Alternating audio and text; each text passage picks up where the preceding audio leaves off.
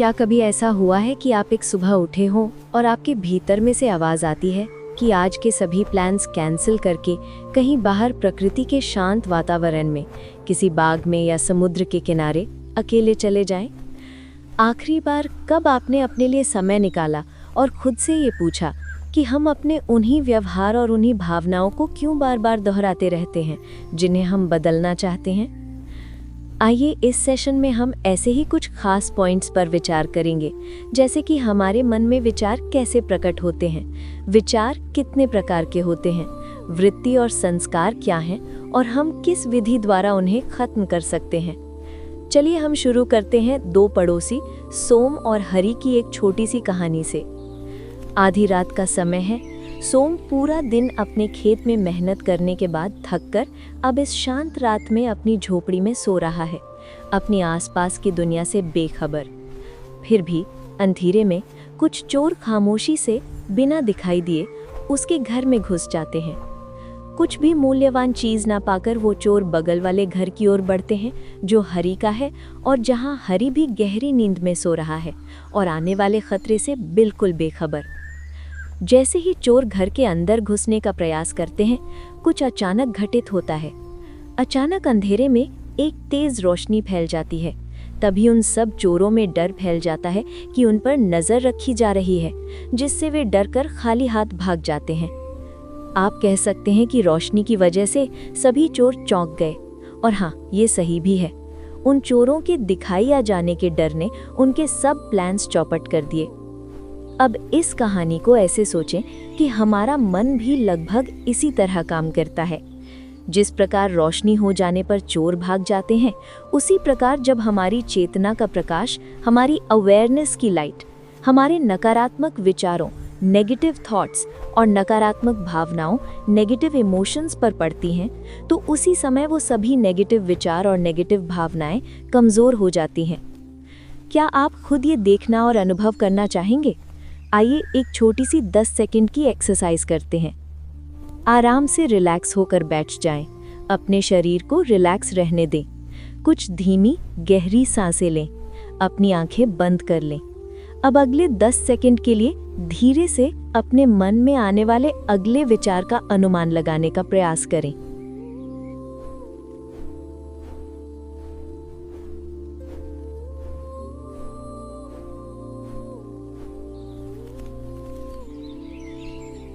क्या आप ऐसा कर पाए? शायद नहीं।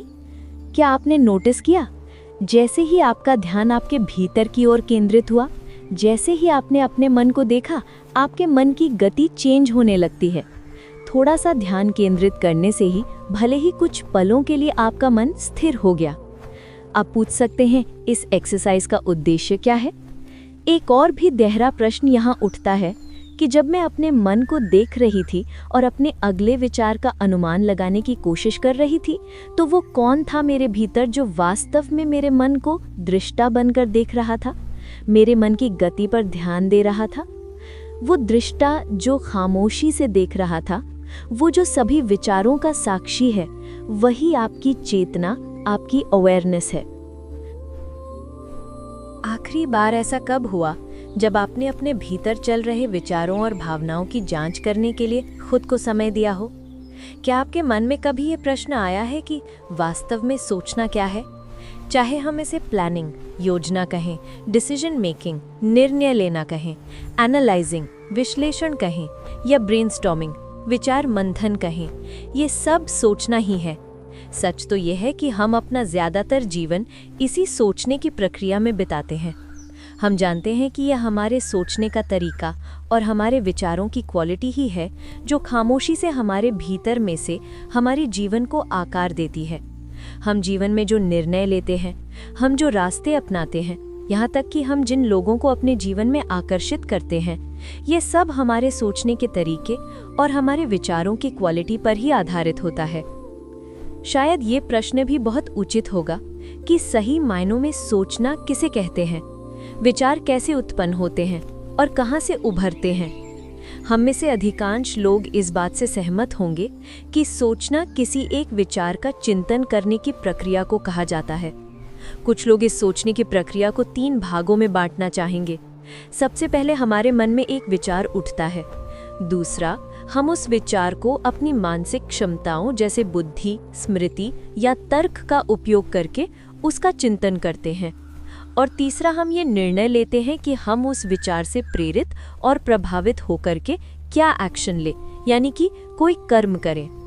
ये आखिरी स्टेप अक्सर हमारी दृढ़ संकल्प की परीक्षा बन जाता है, विशेषकर तब जब हमारा मन अलग अलग दिशाओं में खींचा जा रहा हो। इस पानी के बर्तन को ध्यान से देखिए। जैसे ही कोई चीज इसमें गिरती है, इसमें लहरें उत्पन्न होने लगती हैं, और जब वे लहरें बर्तन की दीवारों से टकराती हैं तो नई लहरें पैदा होती हैं जो उस गिराई गई चीज, उस सोर्स की ओर वापस लौटती हैं। इसी प्रकार जब भी हमारी इंद्रियां, आंख, कान, जीभ, त्वचा या नाक किसी व्यक्ति या वस्तु के संपर्क में आती हैं या फिर किसी सिचुएशन में इन्वॉल्व हो जाती हैं, तो वो उस संपर्क से संबंधित इंफॉर्मेशन मन की ओर वापस भेजती हैं। इसको हम फर्स्ट कांटेक्ट, प्रथम संपर्क कह सकते हैं। हमारे मन में सबसे पहले विचार तब उत्पन्न होता है जब हमारा मन फर्स्ट कांटेक्ट से प्राप्त हुई इंफॉर्मेशन के साथ हमारे भीतर की एक भावना जोड़कर प्रतिक्रिया दिखाता है, यानी कि रिएक्ट करता है। जैसे पसंद या नापसंद, खुशी या दर्द, हर्ष या दुख आदि। मन के इस रिएक्ट करने की प्रतिक्रिया को हम राग द्वेष भी कह सकते हैं। इस राग द्वेष की भावना से ही हमारे मन में विचार का जन्म होता है। इसके विपरीत यदि हमारा मन किसी भी प्रकार की प्रतिक्रिया नहीं देता, यदि सूक्ष्मतम स्तर पर भी हमारा मन फर्स्ट कांटेक्ट से प्राप्त हुई इंफॉर्मेशन के साथ हमारे भीतर की कोई भी भावना नहीं जोड़ता, तो हम उसको ऑब्जर्विंग स्टेट कहते हैं। लेकिन जैसे ही हमारे मन के भीतर एक छोटा सा भी कोई विचार उभरता है, तभी फर्स्ट कांटेक्ट, प्रथम संपर्क, ऑब्जर्विंग स्टेट से उस विचार से जुड़े अनुभव, एक्सपीरियंस में परिवर्तित हो जाता है, जो फिर हमारी मेमोरी, हमारी स्मृति में स्टोर रहता है। इस स्टेज पर हमारे मन में वही सोच जब दोबारा प्रकट होती है, तब हमारा मन यूजुअली 3 में से एक चीज करता है। पहला, उस विचार से प्रभावित होकर कोई भी एक्शन लेने से पहले फिर सोचता और चिंतन करता है। दूसरा, या फिर हमारा मन उस विचार में निहित हमारे हृदय की पुरानी भावनाओं और उस विचार से संबंधित हमारी बुद्धि में संग्रहित मान्यताओं के प्रवाह में उत्तेजित होकर के और बिना सोचे एक्शन लेकर हमारा मन अपनी प्रतिक्रिया व्यक्त करता है, रिएक्ट करता है।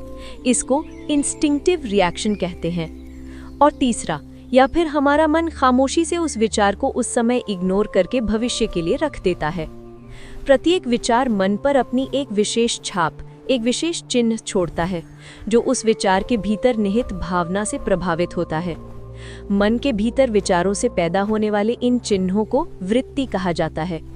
किसी भी विचार पर हम जितना अधिक चिंतन करते हैं, जितना अधिक उसे सोचते हैं, या फिर जैसे जैसे समय बीतता जाता है और हम उस विचार, भावना, कर्म के बंधन को अपने जीवन में जितना दोहराते जाते हैं, उससे उस विचार के साथ जुड़ी भावना और उस विचार से प्रेरित होकर के किए जाने वाले एक्शन, कर्म, इन तीनों के बीच का बंधन हमारे भीतर उतना ही मजबूत होता जाता है। विचार, भावना, कर्म के ये बंधन जब हम अपनी जीवन में दोहराते जाते हैं, ये हमारे मन के भीतर बनी वृत्तियों को और भी गहरा करके उन्हें एक नए और अधिक गहरे मानसिक आकार में परिवर्तित कर देते हैं, जिसे हम संस्कार कहते हैं। हमारे संस्कार वो सूक्ष्म और स्थायी आंतरिक संरचनाएं हैं जो हमारे मन और व्यवहार को आकार देती हैं और हम अपनी बाहरी दुनिया को कैसे अनुभव करते हैं उसको प्रभावित करती हैं। इससे हम ये भी समझ सकते हैं कि जब हम किसी भी विचार पर चिंतन करते हैं या उस पर सोचते हैं, हम अनजाने में ही सही, लेकिन हम उस विचार, भावना, कर्म के बंधन को अपने भीतर शक्ति प्रदान कर रहे होते हैं। इस प्रक्रिया द्वारा हम किसी भी वृत्ति को संस्कार में परिवर्तित करते हैं और किसी भी संस्कार को अपने भीतर और दृढ़ बनाते हैं। अब आप सोच रहे होंगे कि इन विचार, भावना, कर्म के बंधनों, इन संस्कारों को कैसे तोड़ा जा सकता है और हम अपने भीतर के नकारात्मक संस्कारों से कैसे मुक्त हो सकते हैं।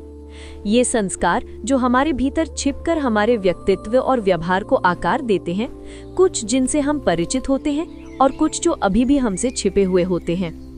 इसका उत्तर किसी विचार को दबाना या सप्रेस करना नहीं है, बल्कि जब भी कोई विचार मन में उठता है तो एक दृष्टा बनकर, एक विटनेस बनकर के उस विचार को उठते हुए उसे देखना है, उसे ऑब्जर्व करना है, उस विचार को शांत बुद्धि के माध्यम से जांचना है।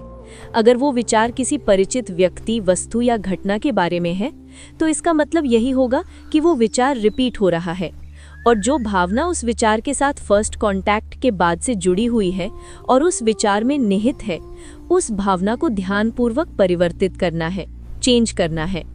जैसे ही आप अपने किसी विचार को एक दृष्टा बनकर देखते हैं और उसे ऑब्जर्व करते हैं, उस विचार में निहित भीतर की भावना को धीरे से परिवर्तित करते हैं, तो वो विचार और उसमें निहित भीतर की भावना एक नए एक्शन, एक नए कर्म को प्रेरित करते हैं, जिससे उस परिचित व्यक्ति, वस्तु या घटना से संबंधित एक नया विचार, भावना, कर्म का बंधन, सिंपल शब्दों में कहें तो एक नया संस्कार जन्म लेता है। इस नए संस्कार में निहित विचार, भावना, कर्म के बंधन को जीवन में निरंतर दोहराने से ये नया संस्कार पुराने संस्कार का स्थान लेने लगता है। और जैसे ही आप इस प्रक्रिया को सचेत होकर के फॉलो करते हैं, आप अपने पुराने दृढ़ संस्कार को तोड़ने और खत्म करने की दिशा में पहला कदम उठाते हैं। इस प्रक्रिया से पुराना संस्कार धीरे धीरे स्वयं ही विलीन और खत्म होने लगता है। याद कीजिए उस 10 सेकंड की एक्सरसाइज को और सोम और हरि की कहानी को।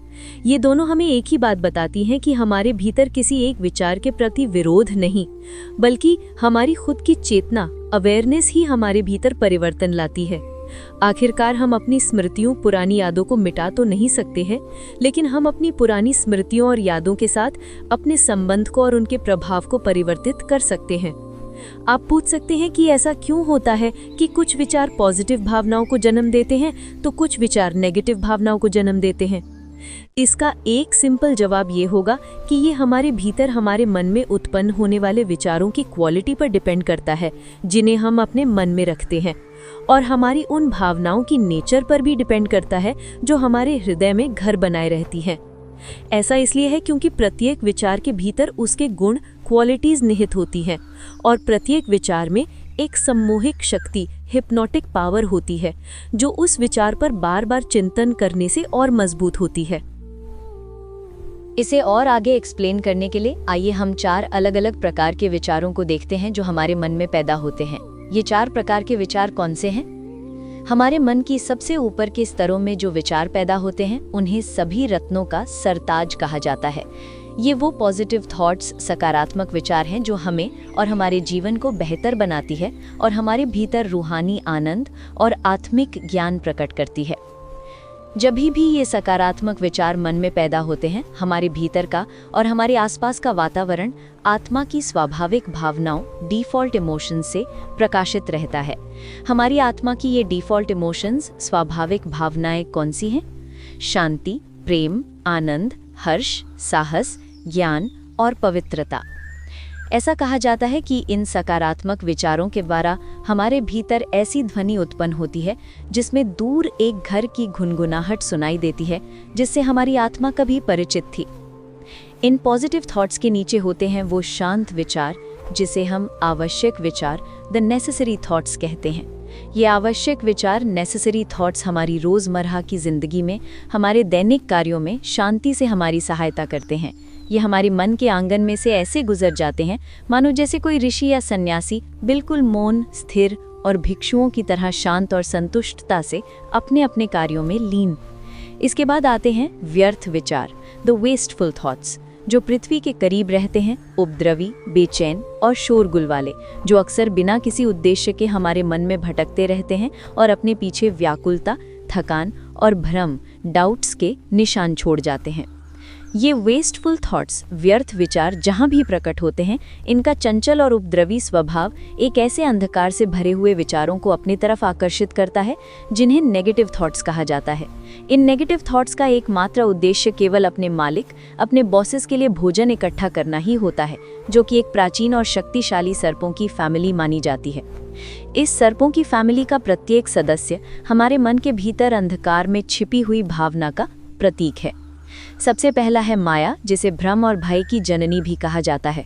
हमारे बाहर जो वास्तविकता या रियलिटी होती है और जिस वास्तविकता की सूचना हमारी पांचों इंद्रियां हमारे मन और बुद्धि को देती है, माया इन दोनों वास्तविकताओं में भेद उत्पन्न कर हमारे भीतर भ्रम, भय और संदेह को जन्म देती है। फिर है अहंकार, जो हमें कुछ समय के लिए एक काल्पनिक पहचान देता है, जिसका आधार केवल हमारे भीतर का एक भ्रम होता है, जो हमें दूसरों से अलग और स्पेशल महसूस कराता है। फिर सबसे पहले इच्छा का जन्म होता है, जिसे काम भी कहा जाता है, जिसकी भूख जन्मों जन्मों तक फैली रहती है। इसे वासना भी कहा जाता है, जिसकी लालसा ऐसे भविष्य का निर्माण करती है जिनकी अभी तक कल्पना भी नहीं हो सकती। क्रोध इस परिवार के प्रत्येक मेंबर का बॉडीगार्ड है, जिसकी जीवा पर आग रहती है और जो एक सांस में ही बुद्धि को कुछ समय के लिए राख में बदल देता है जब भी इस परिवार के किसी भी मेंबर को कोई इनकार करता है। लालच या लोभ, जिसकी भूख कभी शांत नहीं होती, जो हमेशा अधिक से अधिक की चाह रखता है। मोह इस परिवार का सबसे छोटा और स्नेही सदस्य है, जिसे जो भी पसंद आता है वो उसके ऊपर अपना अधिकार और नियंत्रण रखना चाहता है।